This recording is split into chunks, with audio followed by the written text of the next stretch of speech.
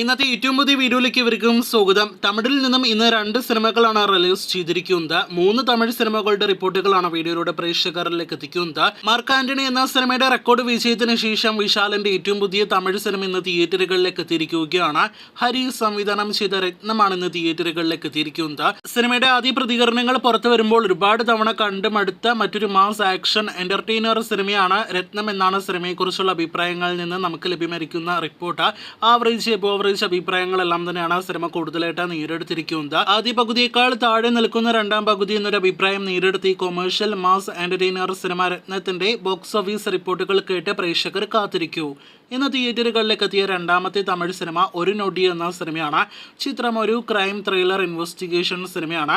ചിത്രം തിയേറ്ററുകളിൽ ആദ്യ ദിവസം ഡീസന്റ് അഭിപ്രായങ്ങൾ നേരിടുത്തിരിക്കുകയാണ്. ആദ്യ പകുതിയേക്കാൾ കൂടുതൽ മികച്ച രണ്ടാം പകുതി അഭിപ്രായങ്ങളാണ് ഒരു നൊടി നേരിടുത്തിരിക്കുന്നത്. സസ്പെൻസ് നിറഞ്ഞ ഈ ത്രില്ലർ സിനിമയുടെ കൂടുതൽ വാർത്തകൾ കേട്ട് കാത്തിരിക്കൂ. കഴിഞ്ഞ ശനിയാഴ്ച തിയേറ്ററുകളിലേക്ക് എത്തിയ തമിഴിലെ ഏറ്റവും പുതിയ റിലീസ് സിനിമയാണല്ലോ ഗില്ലി. വിജയ് തൃഷ കോംബോയിൽ തിയേറ്ററുകളിലേക്ക് എത്തിയ 2004 സിനിമ ഇപ്പോഴത്തെ 20 വർഷങ്ങൾക്ക് ഇപ്പുറം മറ്റൊരു വമ്പൻ ബോക്സ് ഓഫീസ് കളക്ഷനിലേക്ക് എത്തപ്പെട്ടിരിക്കുകയാണ്. 20 കോടി വേൾഡ് വൈഡ് ഗ്രോസ് കളക്ഷനിലേക്കാണ് ഗില്ലി വെറും 6 ദിവസങ്ങൾ കൊണ്ട് വേൾഡ് വൈഡ് ബോക്സ് ഓഫീസിൽ എത്തപ്പെട്ടിരിക്കുന്നത്. ഇതിൽ 13 കോടി 50 ലക്ഷത്തിന് മുകളിലെ ഗ്രോസ് കളക്ഷനും സിനിമ തമിഴ്നാട്ടിൽ നിന്നാണ് നേടിയെടുത്തിരിക്കുന്നത്. ഈ ശനി ഞായർ ദിവസങ്ങൾ കൂടി മികച്ച കളക്ഷൻ പ്രതീക്ഷിക്കുന്ന ഗില്ലിയുടെ ഫൈനൽ കളക്ഷൻ ഇങ്ങനെ പോകുകയാണെങ്കിൽ 25-30 കോടിയിലേക്ക് എത്തപ്പെട്ടേക്കുമെന്നാണ് നിലവിൽ തമിഴ് ട്രാക്കേഴ്സ് പുറത്തുവിടുന്നത്. തമിഴ്നാട്ടിൽ മാത്രം 20 കോടി കളക്ഷൻ നേടിയെടുത്താലും അത്ഭുതപ്പെടാനില്ല.